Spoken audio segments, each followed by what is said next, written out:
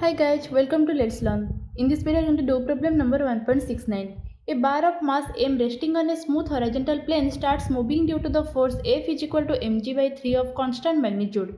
In the process of its rectilinear motion, the angle alpha between the direction of this force and the horizontal varies as alpha is equal to as, where a is a constant and s is the distance traversed by the bar from its initial position. Find the velocity of the bar as a function of angle alpha. Okay? First of all, you have to understand this problem. So I am drawing this diagram.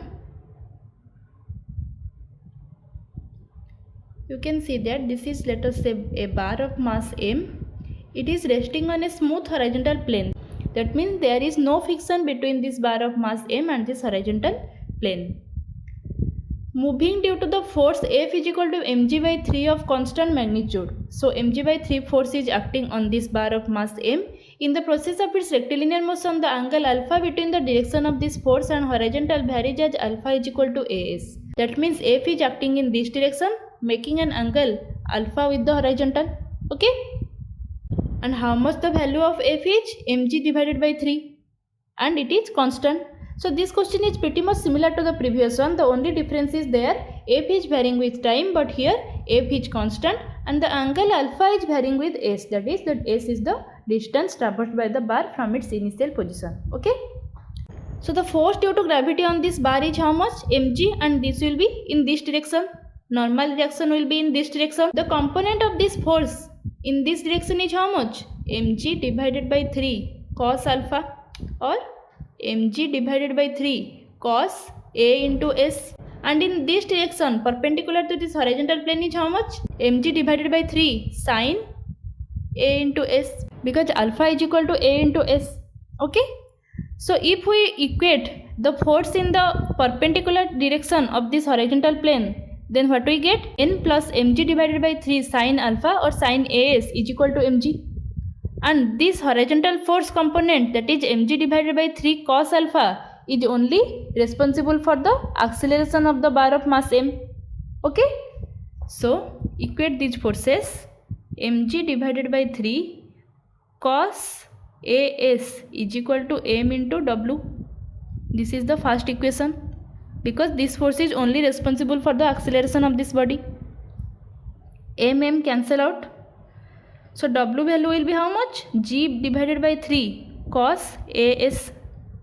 And you can see that if I equate these perpendicular forces, n plus mg divided by 3 sin as is equal to mg. From this I can calculate the value of n, that is mg whole into 1 minus sin as divided by 3. Okay. So we have to calculate the velocity of the bar as a function of angle alpha. That means this acceleration I can write it as dv divided by dt. Put this here. dv divided by dt is equal to g divided by 3 cos of as. You can see that here there is no t term. That means we have to convert it as dv divided by ds. How to convert it? dv divided by ds dot ds divided by dt is equal to g by 3 cos as. ds divided by dt is how much? V, that is velocity. So v into dv divided by ds is equal to g divided by 3 cos of as. Okay. So v into dv is equal to, if I take ds to this side, g divided by 3 cos of as into ds. Integrate this equation. The limit is from 0 to v and this limit is from 0 to s. Okay. That is, when v is equal to 0, s is equal to 0, because it says that it is resting on a smooth horizontal plane, and as f is acting, then it starts moving. That means when it is resting, the velocity is 0 and the distance traveled is also 0. When the velocity will reach to v, the distance, let us say, will reach to s. Okay.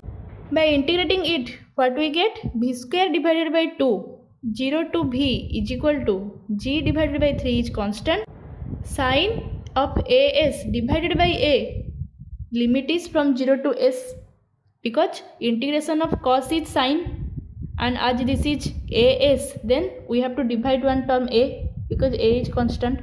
Okay. So by putting this limit, what we got? V square divided by 2 is equal to G divided by 3 sin AS divided by A. That means G divided by 3A sin alpha, AS is equal to alpha. Okay. So V is how much?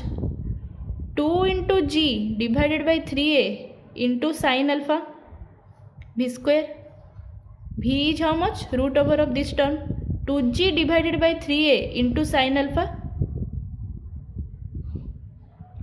Here we have got the velocity of the bar as a function of angle alpha, that is V is equal to root over of 2G divided by 3A into sin alpha. Here you can see that why I am taking this equation, because in this equation acceleration term is there and I can write this acceleration as dv divided by dt, and once again I can write it as dv divided by ds dot ds divided by dt and convert it into V and integrate this equation, because there is no t term here. We have to convert it into s term to integrate this term. So integrate this and find the value of V. This is the answer. Okay. So this is it for today's video. Thank you so much for watching and we will see you in the next video. Bye.